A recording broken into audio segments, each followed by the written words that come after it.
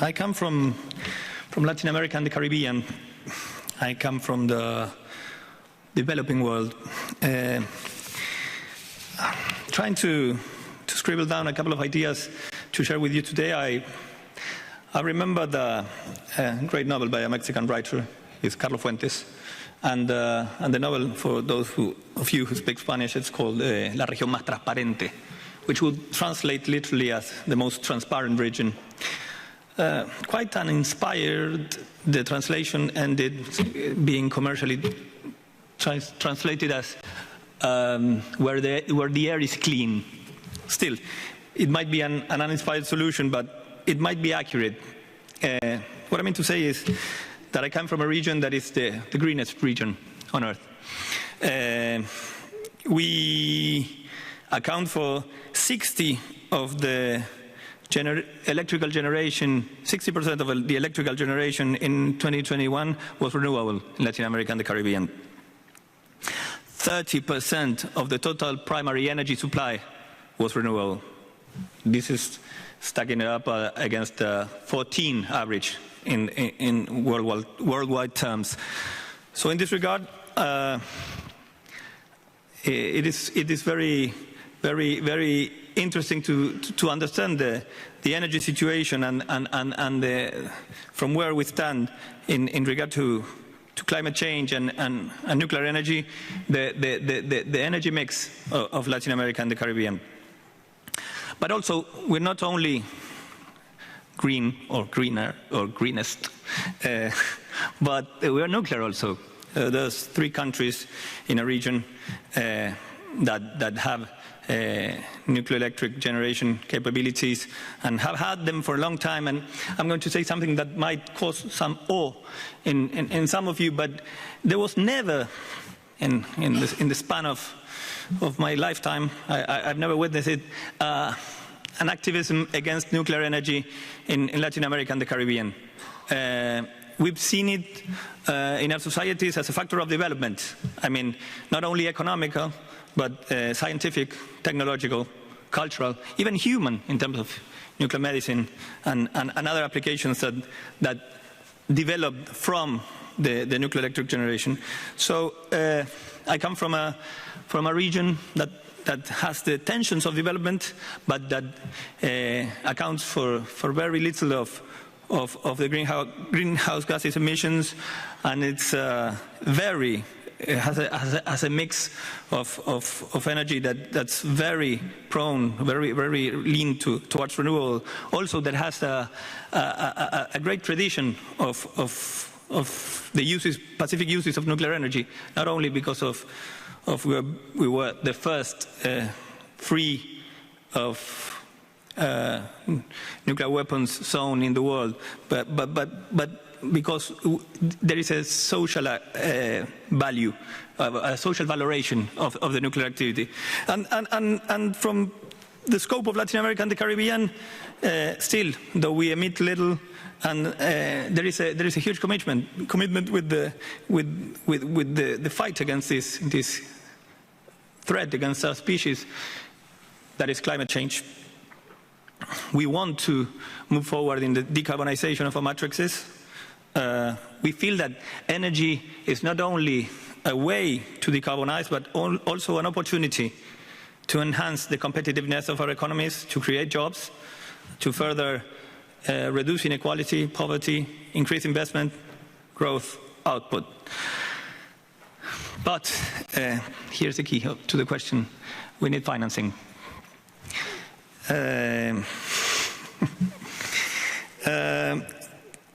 is a report that was issued in June this year. It's issued every June. It's called Tracking SDG 7. My organization participates in a technical fashion in the adding up of the data and fact checking and such. And if you might bother to read that report, you'll find it that the public flows of international public flows of financing towards the developing regions of the world are not so big, and in particular in my region they tend to fall.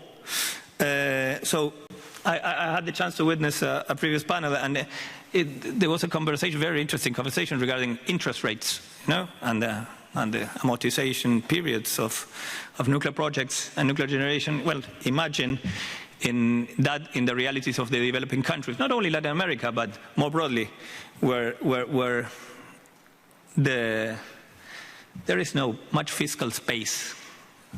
I'll put it gently, to advance in such policies. So what I wanted to state, and this in regard of the Latin American Energy Organization, is that we feel that in Latin America the issue is not, as was discussed thoroughly today, any sort of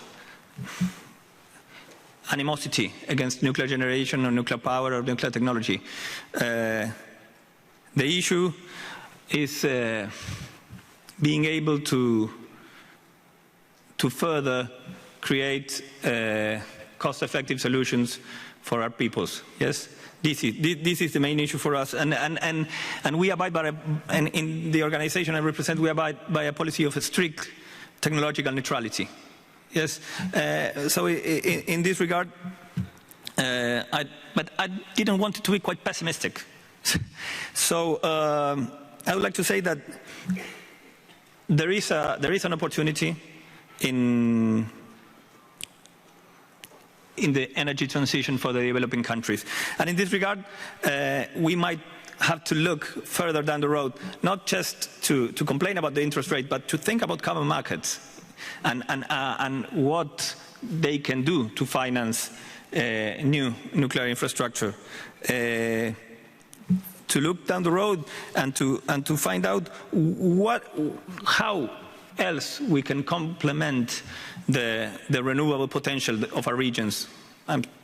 Most of the developing world has a great potential for renewables, sun and wind mainly. Also geothermal energy in Latin America, the potential is huge. So technological barriers also. The trends globally, well, we follow them. It's natural, it happens. So we are electrifying, this creates tensions in our grids. We are progressively increasing our renewables capacity. We are desperately battling to engage in more coherent energy efficiency policies, which will make the difference, I guess. But bottom line, what we need is access to financing, and this will make the difference for the deployment of new nuclear infrastructure in the global south. This is our take, for example, to say the least. Let me close with a couple of questions. Sometimes when we're talking about the deployment of renewables and we're talking about the energy transitions, it's all about sun and wind. Why not speak a little bit more about hydro? I'm talking about the energy mix of Latin America. Why not speak a little bit more about nuclear also? We have a low carbon mix because we have a lot of hydro in our mix. But hydro is also sensitive to climate. And when we had droughts and we couldn't dispatch our huge hydroelectrical generators, the nuclear energy was there as a mainstay for our systems. So let me reassure you, there is no such ill eye towards nuclear technology in Latin America and the Caribbean. There